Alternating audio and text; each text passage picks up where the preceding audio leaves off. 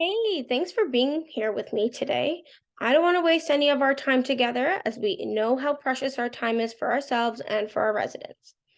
But I want to start off by saying what a pleasure it is to have you joining our team here at our rehabilitation center, where we provide vocational, transitional, and behavioral services to individuals with developmental and or physical disabilities. We have many individuals that reside in our facility, each of them unique and beautiful on their own. I must say, you have joined our team at the most perfect time, as I've noticed on your resume that you have a lot of practice working with adults with autism spectrum disorder. And as it is right now, we have an individual, Michelle, that was just referred to us by her case manager for a behavioral consultation due to her repetitive behaviors of eyelash, eyebrow, and hair pulling. We've been given the go-ahead from Michelle's guardians to participate in the study, as well as ensuring that Michelle is assenting to participate at the start of each session that will occur. I want to catch you up a little bit on what we've done so far, and then we can talk about what the next steps will be. I'll be with you every step of the way for appropriate training and supervision as necessary.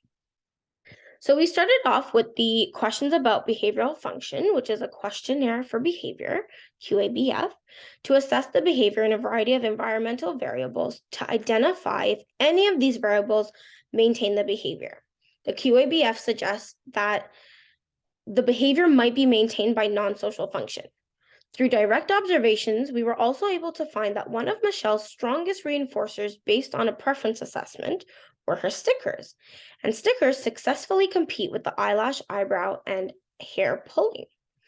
Because we know this information and we can identify something that is already competing with the pulling, we're going to implement a differential reinforcement of other behavior, DRO, procedure. Now, in case you're unfamiliar with the DRO procedure, it's simply when we provide our learners with something that is reinforcing to them, such as food, toys, drinks, real desires for them, but only presented after a period when the targeted behavior does not occur. We use this highly preferred reinforcer as a competing measure to the behavior that we do not want our learner to exhibit. Now, for those that have implemented a DRO procedure before, they find them to be very time consuming and labor sensitive due to the constant monitoring of the learner's behavior. However, there are several pieces of literature out there that indicate the effectiveness of using a DRO procedure, which I would be more than happy to share with you. On that note, there is one article that was published in 2009 that I believe would be a helpful read to enhance your knowledge on DRO procedures. Tiger and colleagues looked at the use of a DRO procedure to decrease skin picking in a young man, age 19, with Asperger's syndrome. Now, that is from the Diagnostic and Statistical Manual of Mental Health Disorders, DSM-4, as a category on its own, which has since been moved under the umbrella of autism spectrum disorder in the DSM-5. This article did a great job to show the effectiveness of using a DRO procedure for a young adult with an intellectual disability, just as we would want to do with our learner. This study showed effective results for the 19-year-old participant in using a DRO procedure for reducing skin picking. After using the DRO procedure with 5-minute intervals, skin picking was reduced to 0%. To prove the effectiveness of this intervention, the implementers decided to remove the intervention to see its results.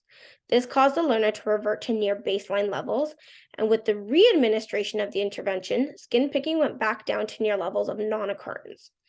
Now, please keep in mind, although the DRO procedure is a great procedure for assisting with individuals that exhibit some problem behaviors like skin picking or hair pulling, sometimes if we use this procedure and we're delivering reinforcement based on the absence of the targeted behavior, there's a chance that other undesirable behaviors might occur during that interval instead. However, it is always important to try if you believe an intervention is going to be effective.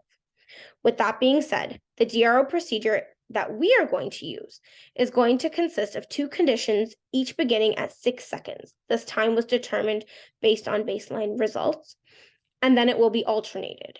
Condition 1 is contingent access to a competing stimulus, which in this case is the stickers, and condition 2 is contingent access to a non-competing stimulus, in this case, the computer. Once we implement this procedure and can reach a mastery of 2 consecutive sessions of 0 lash, brow, or hair pulling, a discussion to increase the DRO session times will be had. This will be our starting points, and if you have any questions, comments, or concerns along the way, I'll be right there to assist you and Michelle in this process. You can ask in vivo, you can send me an email, whatever works best for you. Once we get together again, I'll be modeling exactly what this will look like, allow you the time to practice, and I will provide as much corrective and supportive feedback that you may need. I really look forward to starting this process with you.